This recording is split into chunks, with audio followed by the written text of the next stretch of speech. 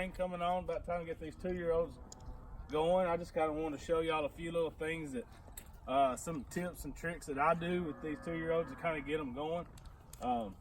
Every one of them that comes along is a little bit different, but some of the stuff that I do that's like these horses that haven't been handled a lot when they were young, I'll work them and use them, lead them a lot with an older horse like this older horse right here.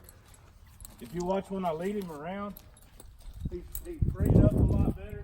He doesn't mind going with this other horse. It's really not that big a deal to him. And you kind of get around him a little bit like that. Get his confidence up that you're not going to hurt him. But you watch when I tighten this old horse up.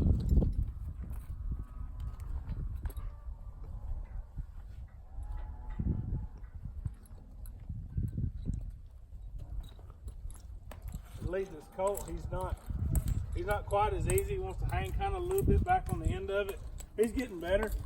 This is a colt we've saddled him about a dozen times, and I think I've been on him 3 times, and 2 days in a row once, and then another time. But we talked about hobbles yesterday. I showed you some hobbles. I use a couple of different kinds, and there's different ways to use them, but I really like them. You get made fun of sometimes being old punchy Pam or whatever, but here's 2 different kinds. This one is a hand braided set I got off of a guy. He just gave them to me. Said go take them and try them. They're good for horses that honor hobbles that are broke. And they can take a little bit of a thrashing from a colt or something. They're real easy to get on. You just put them on, twist them, and then pull them back through. And they really got to get after it to kind of get rid of them. These right here, you can buy these kind. They've got 2 Ds in them, but these are real heavy, real stout. I like a leather one. These are some nylon ones, and they need redone, but these aren't hardly going to come off of one. And you've got this, it's reinforced right there, so if you need to, you can put a rope in between there and kind of work on making him honor those a little bit by letting him pull on them. And I'll show you kind of how to put them on. Whoa, this colt's had them on 2 or 3 times, so it's not anything that's brand new to him, but he's still not just real good about it.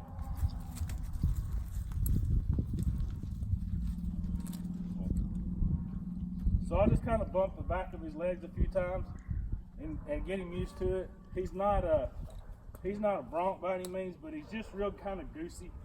And the last thing I want to do is hurt him, you know, when I'm trying to get him to cool off, because the main thing I want to do is just realize that I'm not here to eat him or kill him, but I am going to be his friend, but I also want him to respect me. If he keeps walking up underneath that horse over there, I'm going to move him out from underneath him just to kind of keep the wreck as simple as possible if we get into it.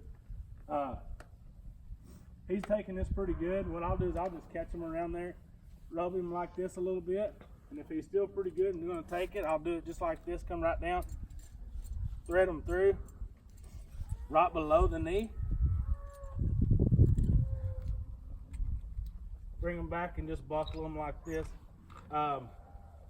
Like I said, this colt is he's not bad. He's had these hobbles on a few times before, so he kind of knows what's up. But he's, and some horses have it where they want to try them and they get where they can kind of get around in them, but there's different techniques you can do to try to keep them from doing that. A couple of different things. You take a rope and put it on the middle of them and run it over the other side and stand on this side, and when he jumps and tries to run off, pull, and it kind of pulls him down on his knees. Do that a few times, and then when he stands still, let him have his slack, let him stand up.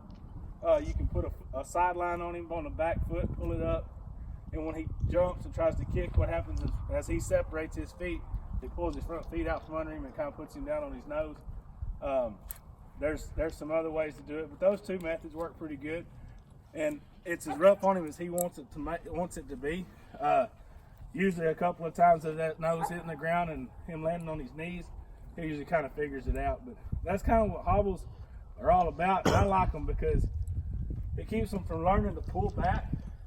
One thing I can't stand is a horse that pulls back.